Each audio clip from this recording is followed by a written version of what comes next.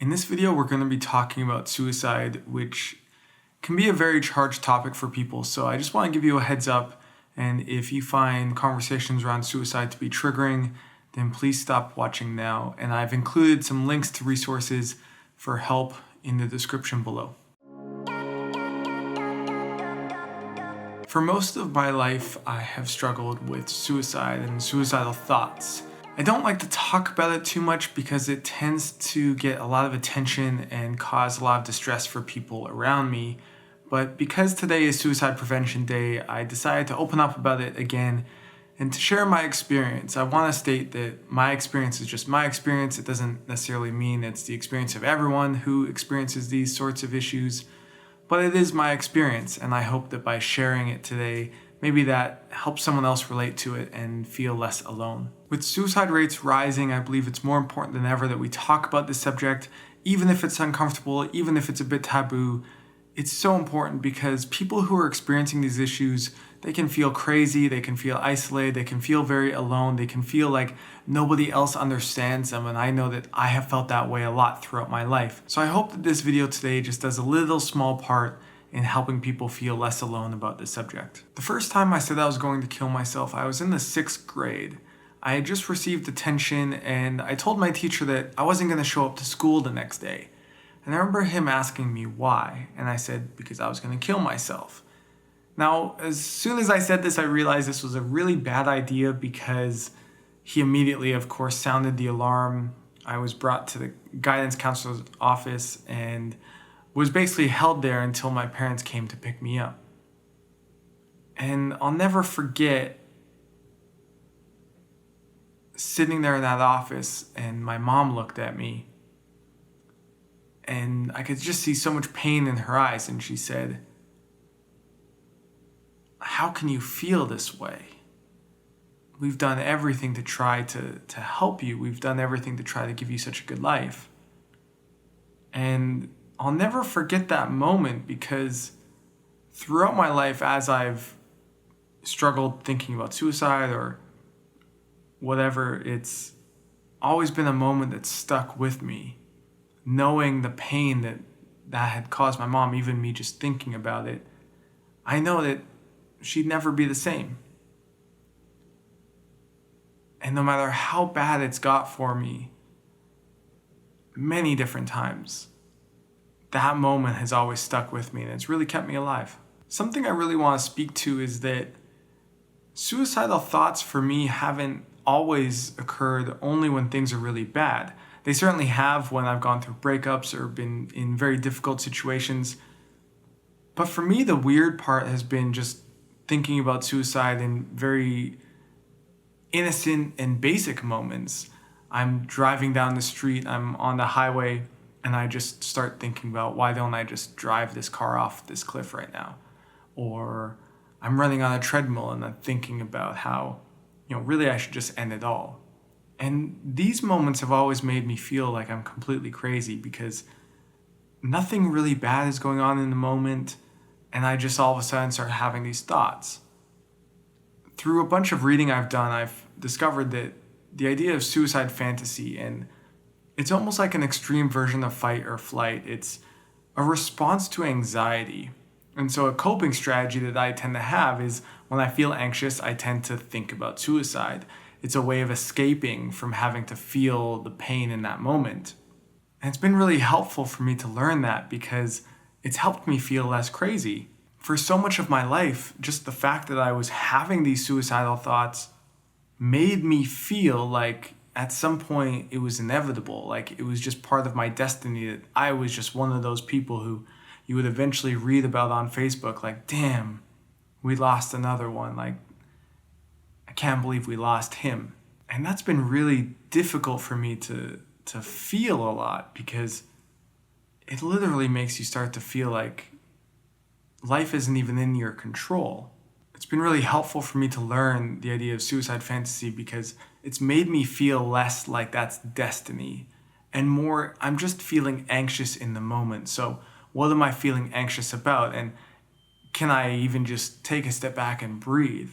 Recognize that anxiety will pass, or maybe there's a reason why the anxiety is there.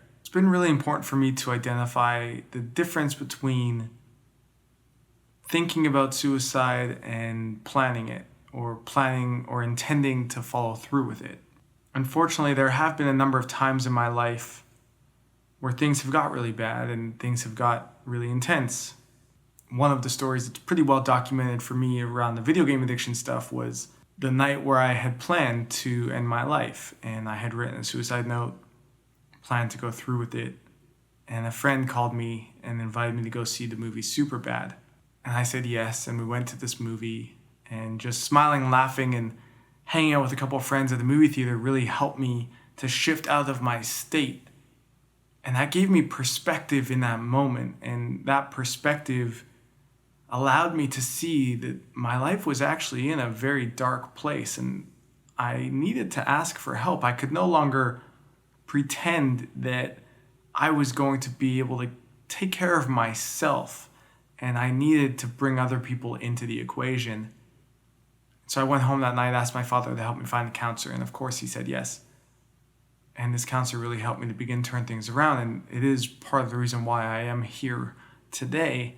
But it was in that moment when I was able to see a new perspective that's what really helped me begin to turn things around. And this has been an important lesson for me, because when we're feeling that way, it's so easy for us to feel stuck in that moment, to feel stuck in that state of mind, or to feel stuck in those thoughts, or just feel stuck in the physical pain that we feel. And it's recognizing that that's temporary, and that it will pass, and that it's not necessarily you. It doesn't have to be your identity. It doesn't have to be the way that you feel permanently. It's a state that you're in, and if you're able to shift that state, you can feel differently. 2 years ago on Mother's Day, I sat at train tracks for 3 hours asking if this was the end. And when I think about that, I just froze. I had friends calling me. I had people who cared. They were calling me asking if I was okay. And I was just stuck in that car. And thankfully, I was able to break through that. And I started reading The Untethered Soul. And one of the key ideas in that book is to find space between the state or the feeling that you're in and who you are. In that moment, sitting in that car, I was so stuck in the moment. And what I needed to do was to just take a breath and try to feel some space from where I was and who I am and what I really want for my life. And since that day, I've been a lot better, because I've been able to find more space in my life and find more space in those moments that things are really intense. Sometimes asking yourself questions during these moments can be helpful, or it has been for me. There was a time where I went through a breakup, and breakups for me have always been some of the most difficult times of my life. And my ex-girlfriend got a new boyfriend, and he lived across the street from me, and this happened immediately, like within the week after we broke up. And it was really painful to have to walk home or to drive home and see her car there and just feel so much pain. It like would ruin my day every time. And I remember one day I was in the living room and I was feeling really intense.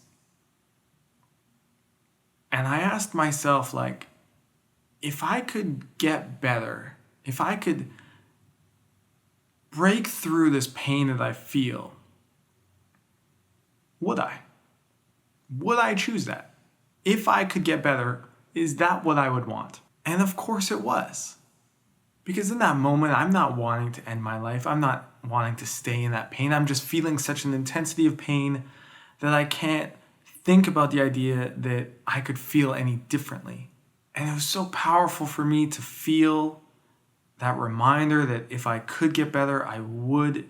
That's what I would want. And I remember looking at the bathroom mirror and thinking, like, what could I write on that mirror as a reminder to myself that no matter what, I would be okay. So I wrote the mantra, if I could, I would.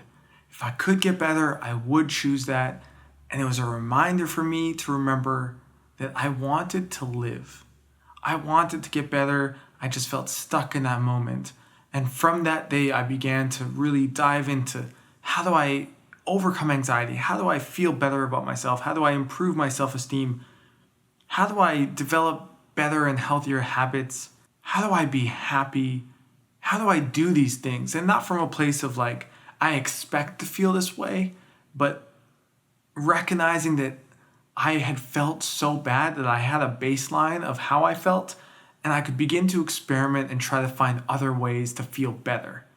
And if they worked, I would know because I would feel better because I felt so bad in that moment. So I started diving into all the research and learning meditation and going to the gym and eating healthier and being aware of the people around me and having the friends who I could call on any moment at any time of the day to let them know, hey, I wasn't doing so good and I needed to talk to someone. And things have got better. But it was from that decision that if I could get better, I would choose that. And so I needed to begin to choose that every day. One of my friends once said something really powerful to me. And it was that I needed to choose that suicide was no longer an option for me. And it hit really hard for me because up until that point in my life, it was an option for me. And so much of the pain I felt, so much of the struggle I felt around suicide or suicidal thoughts was because it was an option. It was something that I thought maybe one day. And because of that, I was open to that possibility, which meant that anytime I felt bad, my mind could go to that place. And so it did. And after he said that to me, something changed. Not immediately, not in that second, but that day, because that day I vowed that suicide would no longer be an option for me. And it was on Mother's Day, it was 2 years ago. And I wrote this to my mom. Mom, I love you and I am sorry. Today was Mother's Day and I did not call you. I wanted to, but I couldn't find the strength in the moment. So instead I sent a text message hoping to convey in the very least that I was thinking of you, and certainly not doing it justice. I sat in my car today for 3 hours by a set of train tracks asking myself if I should end my life. Triggered from deep wounds of trauma and heartbreak and certainly no fault of your own. I am so sorry. It pains me to know that I let my hurt get in the way of celebrating you on your special day. You deserve to be celebrated, and my hurt has a place to heal, and this is all a part of that. My appreciation for you is felt to the core of my soul. Thank you for being a mom, for being my mom, a world-class mom, my favorite mom, my #1 fan. Your love is what's kept me alive. Mom, I will not die today, or any day. Well, someday surely, but not by my choice. Because today I declare that I choose to live. I choose to live. From now until our time comes to pass, I will celebrate you, I will honor you, and I will eat all the gluten-free donuts you can bake. But for today, I want you to know that I'm with friends, I am safe, and I am here to stay. My Mother's Day vow. If you're out there and you're struggling with suicide, you're struggling with suicidal thoughts, I want you to know that you're not alone. You're not the only one. So many of us feel this way and have experienced these thoughts. But suicide can't be an option. No matter what pain you're experiencing, no matter how you feel in this moment, know that you can get better, know that help is available, and know that your life is worth it. In the description below, you can find a ton of resources on suicide and suicide prevention. I believe it's never been more important for all of us to come together and speak up about this issue. Real lives are at stake, and your voice needs to be heard.